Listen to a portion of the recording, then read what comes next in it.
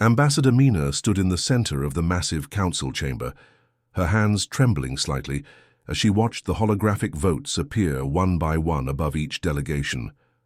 The chamber was enormous, so big that Earth's entire United Nations building could fit inside it 3 times over. Thousands of alien representatives filled the floating platforms that surrounded her like a twisted amphitheater. The Vex-High delegation cast their vote first. These crystalline beings looked like living diamonds, their bodies catching and reflecting the chamber's blue light in painful flashes. Their representative didn't even look at Mina as the glowing symbol for exile appeared above their platform. To them, humans were nothing more than a pest species that had disturbed their perfect order. Next came the Kalari vote. Mina shuddered as she looked up at their section. The Kalari weren't individuals. They were a hive mind, thousands of insect-like creatures moving as one. Their chittering filled the air as they discussed among themselves in milliseconds, their compound eyes reflecting like black mirrors. Another exile symbol blazed to life. One by one, every major species in the galaxy cast their vote. The tall, graceful ethereals with their flowing robes, the squat, powerfully built granite lords, with their stone-like skin, the mysterious void touched, whose bodies seemed to absorb light itself. Every single vote was the same: exile.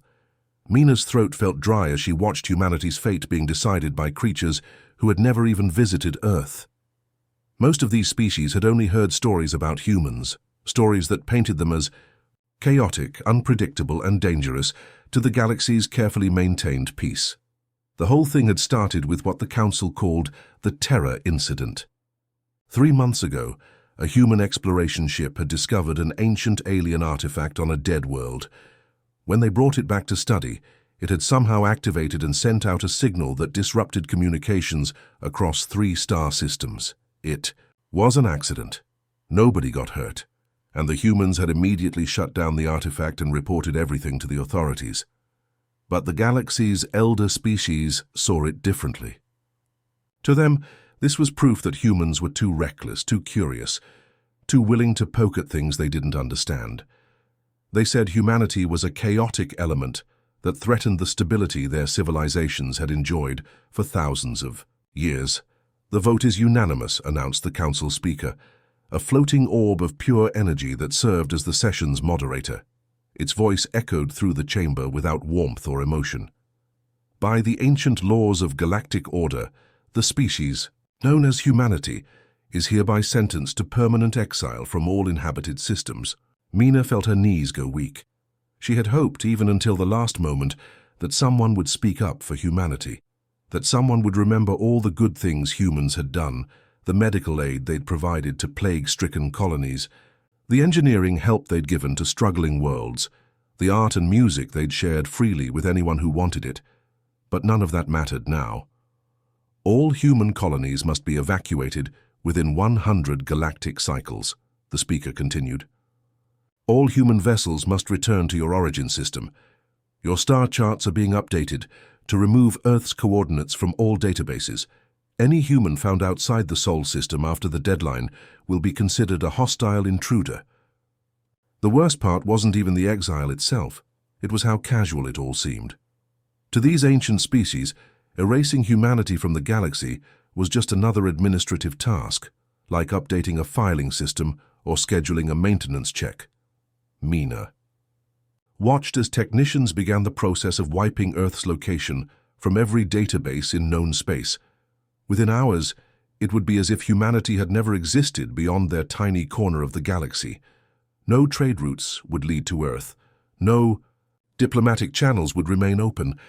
No rescue missions would come if they faced disaster. As she was escorted from the chamber by silent security drones, Mina caught sight of the viewing galleries where representatives from smaller species watched the proceedings. She saw fear in many of their faces, not fear of humans, but fear that they might be next. If the Council could exile humanity so easily, what would stop them from doing the same to anyone else who stepped out of line? The journey back to Earth took 2 weeks, and every day brought more bad news. Human colonies across the galaxy were being abandoned as evacuation ships raced against the deadline. Millions of humans were losing their homes, their jobs, their entire lives, all because of one accident that had hurt nobody. But Mina noticed something during those dark weeks of retreat. The humans weren't breaking down or giving up. Instead, they were getting angry. And angry humans, she was beginning to realize, could be very dangerous indeed. Dr. Jinwoo wiped the sweat from his forehead as he stared at the alien power core humming on his workbench. 50 years had passed since humanity's exile, and the underground laboratory beneath New Geneva had become the most important place on Earth. The lab stretched for miles through converted subway tunnels and old mining shafts, hidden from any scanning technology the galaxy might use to check on their contained humans. "Hand me that neural interface," Jinwoo called to his assistant Kyung. The young woman had been born after the exile, part of a generation that had never known freedom among the stars, but instead of making her bitter, it had made her determined. She understood alien technology in ways that amazed even Jinwoo.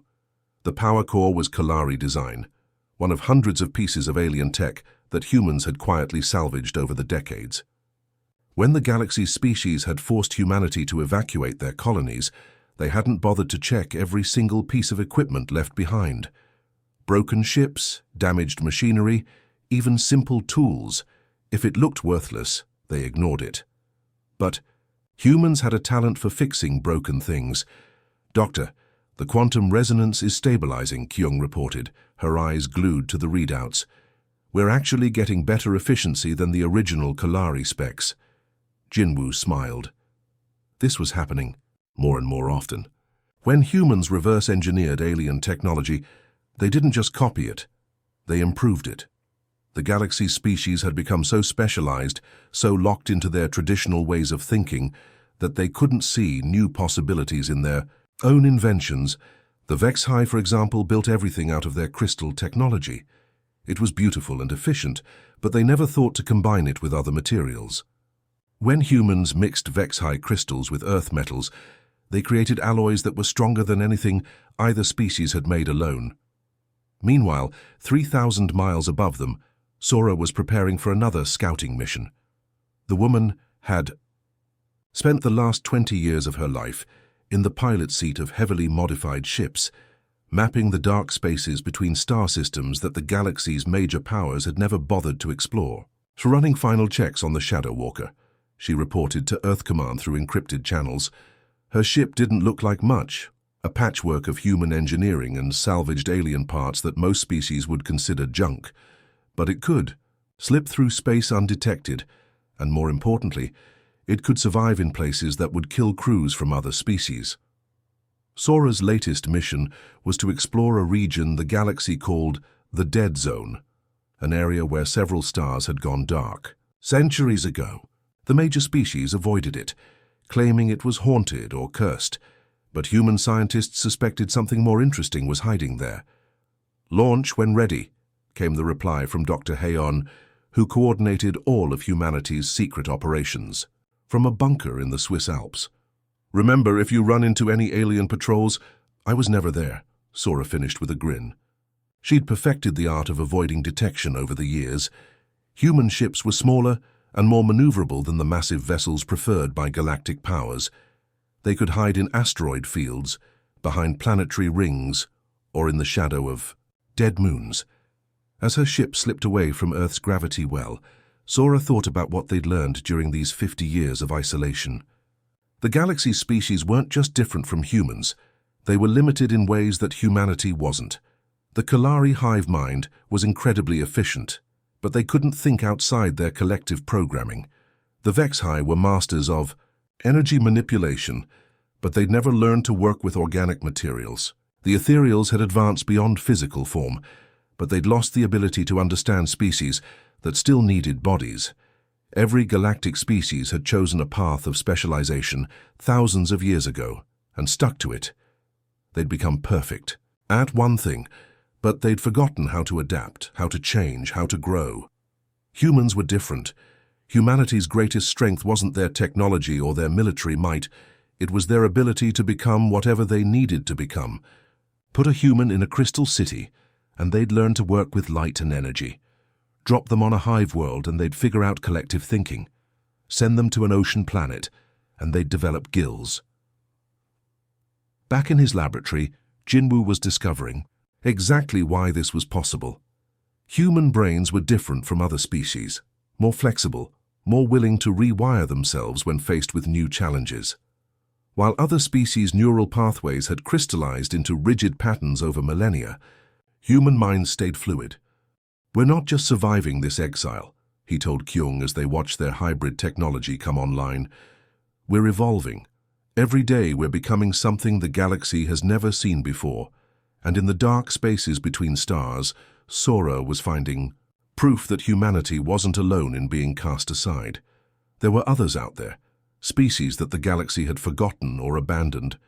Soon humanity would reach out to them. The exile was ending, even if the galaxy didn't know it yet. The first reports came from the outer rim, where deep space monitoring stations suddenly went silent. Admiral Kang sat in Earth's command center, watching the holographic star map, as red warning signals spread like a disease across the galaxy's edge. One by one, entire star systems were simply disappearing. "What do you mean, disappearing?" Kang asked the pale-faced communications officer, Minji, who had brought him the reports. "Sir, it's not that we're losing contact," Minji explained, her voice shaking. "The systems themselves are gone. Where there used to be stars, planets, asteroid belts, there's just empty space now, like someone erased them from reality." The galaxy's major powers were in complete panic. The proud Vexhai, who had ruled their crystal worlds for 10,000 years, watched helplessly as 3 of their core systems vanished overnight. The Kalari hive mind, which had never known fear because they thought as one, suddenly found parts of themselves being cut away like infected limbs.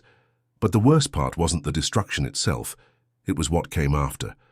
In the empty spaces where star systems used to exist, something else was growing. Dark, twisted structures that hurt to look at, made from materials that shouldn't exist. The galaxy's scientists called it the Void Plague, and they had no idea how to fight it. Captain Dongwu was running supplies to a mining colony on the edge of Kalari space when he got his first look at the infection. His small cargo ship, the Lucky Dragon, dropped out of hyperspace expecting to see the usual sight of industrial platforms and cargo haulers. Instead, he found himself staring at something that made his mind reel. The entire system had been transformed. Where planets once orbited a yellow star, now there were geometric shapes that seemed to fold in on themselves, made from a substance that was simultaneously metal, energy, and something else entirely. The star itself had become a pulsing mass of dark matter that gave off light that somehow created shadows instead of illumination. "Captain," his co-pilot Yujin whispered, "we need to leave. Now." But Dongwu noticed something else. The mining colony was still there, trapped on what used to be the system's 3rd planet, but was now part of some impossible structure. Thousands of Kalari workers were sending out distress signals, begging for evacuation. The smart thing would have been to run.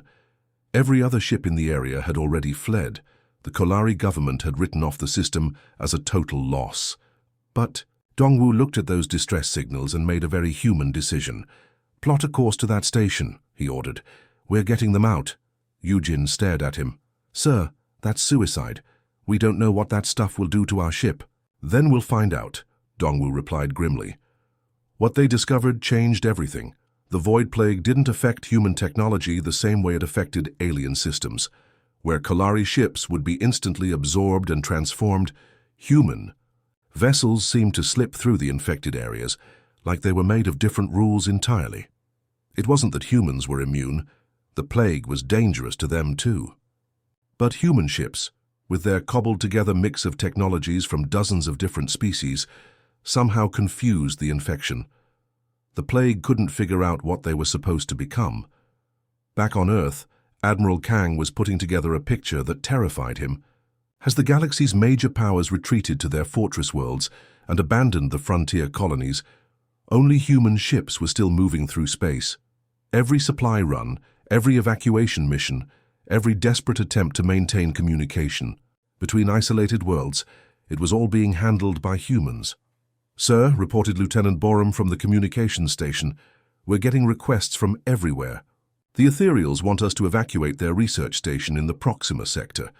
The Granite Lords are asking us to deliver medical supplies to their outer colonies. Even the Vexhi are requesting our help, though they won't admit it officially. Kang nodded grimly. He'd seen this pattern before during Earth's own history. When diseases swept through ancient civilizations, it was always the traders and messengers who kept society functioning. They were the ones willing to risk infection to maintain the connections that held everything together. We're becoming their nervous system, he realized out loud. Insu, his chief of staff, looked up from his reports with confusion. Sir? Think about it, Kang explained.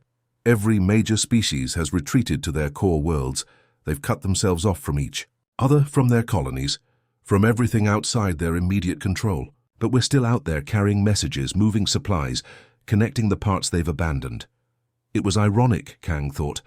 50 years ago, the galaxy had exiled humanity because they were supposedly too chaotic, too unpredictable. Now, that same chaos was the only thing keeping galactic civilization from collapsing completely. The Void Plague continued to spread, consuming more systems every day. But wherever it struck, human ships were there, evacuating survivors, studying the infection and slowly learning how to fight back against something that the galaxy's greatest minds couldn't even understand. Humanity had been cast out of the galaxy. Now they were saving it. Engineer Nari had been awake for 36 hours straight, but her eyes were still bright with excitement as she watched her latest creation come to life. The workshop around her was a maze of cables, alien components, and half-finished prototypes that would have made any galactic engineer run screaming. But to Nari, it was beautiful chaos. "Hand me that ethereal focusing crystal," she called to her assistant Jinho, who was carefully sorting through a collection of salvaged alien tech. "And grab one of those Granite Lord power cores while you're at it." Jinho shook his head in amazement. "You know the Ethereals and Granite Lords have been enemies for 3,000 years, right? Their technologies aren't supposed to work together." "That's exactly why this might work," Nari grinned, carefully connecting the crystal to the power core with human-made adapters. "The Void Plague expects things to follow the rules. It knows how ethereal tech works, and it knows how Granite Lord tech works, but it doesn't know what happens when you mix them." The device hummed to life, and both humans stepped back as energy patterns danced across its surface. Where pure ethereal technology would have created elegant flowing lights, and Granite Lord tech would have produced steady geometric patterns, this hybrid creation made something entirely new, spiraling fractals of light that seemed to twist through dimensions the plague couldn't touch. "It's working," Jinho breathed. "The plague material is actually retreating from it." Meanwhile, 3 star systems away, Diplomat Hoon was attempting something that most galactic citizens would have considered impossible. He sat in a cramped conference room aboard a human vessel, looking across a table at 2 beings who should have been trying to kill each other. On his left sat Vexi harmony singer Crystalline Dawn, a living diamond being whose people valued perfection and order above all else. On his right was Kalari Submind Unit 7739, speaking for a hive consciousness that operated on pure efficiency and collective thinking. These 2 species had been at war for the last 400 years. "Your proposal is unprecedented," Crystalline Dawn said, her voice like wind chimes in a gentle breeze. "The Kalari are chaos incarnate. How can we possibly coordinate with them?" Unit 7739's insect-like head twitched. "The crystal minds speak of chaos, while their rigid thinking prevents adaptation. This is why the plague consumes your worlds faster than ours." Hoon held up his hand before the argument could escalate. "You're both right and you're both wrong. The plague is beating you because you're fighting it the way you've always fought everything. Alone, using only your own methods." He activated a holographic display showing the plague's spread patterns. "Look at this data. When the plague hits a Vexhi system, it adapts to your crystal technology within hours. When it reaches Kalari space, it learns your hive mind communication methods just as quickly. But here," he highlighted several systems where the plague had been slowed or even stopped. "These are places where survivors from different species work together." The room fell silent as both aliens studied the data. It was true. Every successful resistance effort had involved multiple species using combined technologies and tactics. The humans speak wisdom, Unit 7739 finally admitted. The collective has observed this pattern but could not implement solutions. Alone, Crystalline Dawn's crystalline body flickered with uncertain lights. To work with the colliery would require abandoning 10 millennia of tradition. No, Hoon said firmly. It requires expanding your traditions. You don't have to become like them, you just have to work alongside them. And that's where we come in.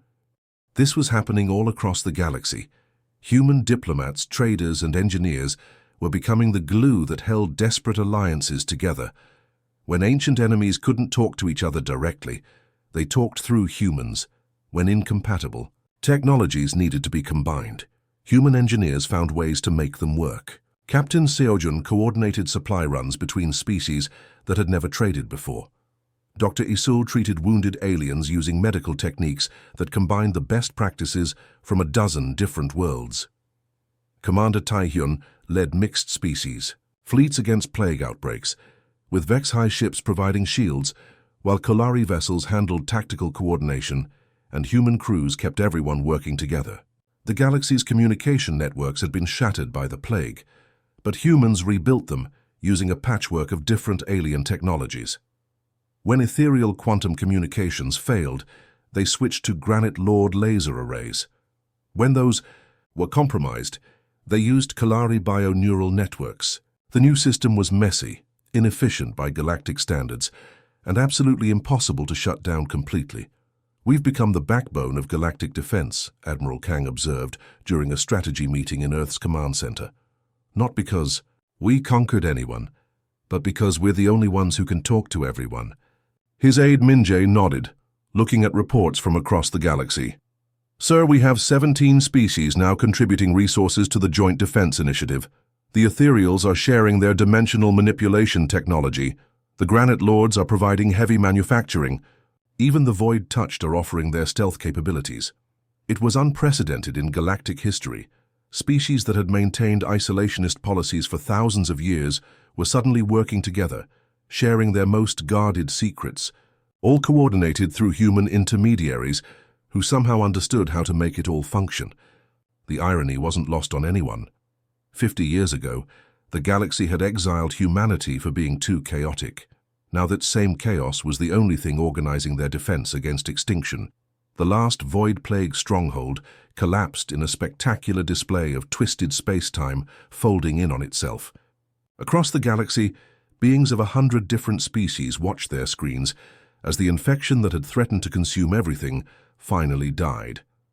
But as the cheering died down and the immediate danger passed, a strange quiet settled over the known worlds. It was Vex-High Harmony singer Crystalline Dawn who first voiced what everyone was slowly realizing. She stood in what used to be the grand chamber of the old Galactic Council, now a makeshift coordination center filled with mismatched equipment from dozens of species. "Where are our fleets?" she asked, her crystalline voice carrying a note of confusion.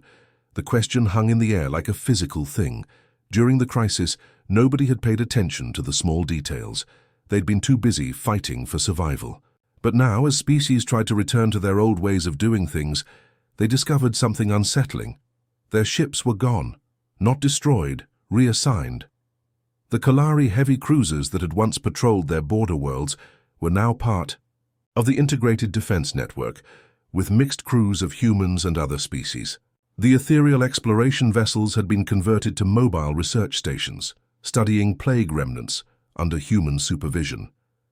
Even the mighty Granite Lord Fortress ships were being used to protect trade routes that humans had established.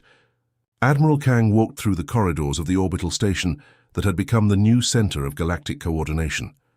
The station itself was a perfect example of what had happened during the crisis.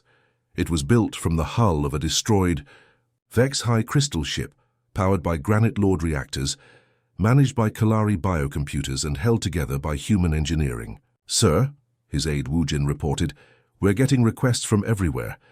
The Ethereals want permission to modify their quantum communications array.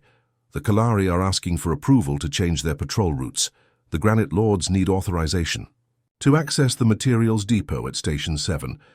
Kang nodded absently. It had happened so gradually that nobody had noticed.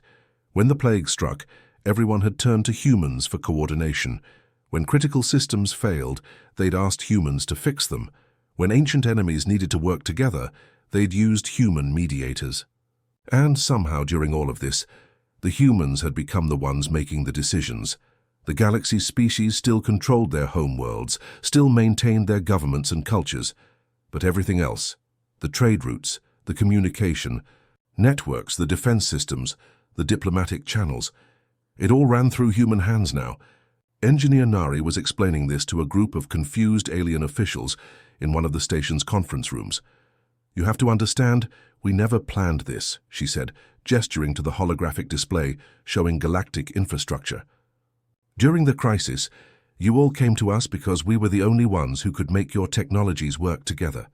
We became the translators, the fixers, the coordinators." One of the Kalari representatives clicked their mandibles in distress. "But this means the humans control everything now?" "No," said a new voice from the doorway. Everyone turned to see Sua, humanity's newest diplomatic representative. She was young for such an important position, but she had spent her entire life learning to work with alien species. "We don't control anything. We just make it possible for everything to work." Sua walked to the center of the room, and Nari noticed how naturally all the aliens turned to face her. They didn't even realize they were doing it. Looking to the human for guidance had become instinctive over the past months. "Let me show you something," Sua continued, waving her hand to change the holographic display. "This is the Galactic Trade Network before the plague." The display showed rigid, separate routes connecting each species' territory to their traditional partners. And this is how it works now. The new image was completely different. Instead of separate networks, there was one vast web connecting every inhabited world. Goods, information, and people flowed freely between species that had never interacted before. And at every junction, every relay point, every coordination hub, there were humans. "We didn't conquer anyone," Sua explained. "We didn't force anyone to do anything. We just filled in the gaps. When you needed someone to talk to your enemies, you asked us. When your technology broke down, you called us to fix it. When you needed supplies moved through dangerous space, you hired our ships." The alien officials looked at each other with growing understanding and, in some cases, alarm. They had created this situation themselves, one request for help at a time. "So what happens now?"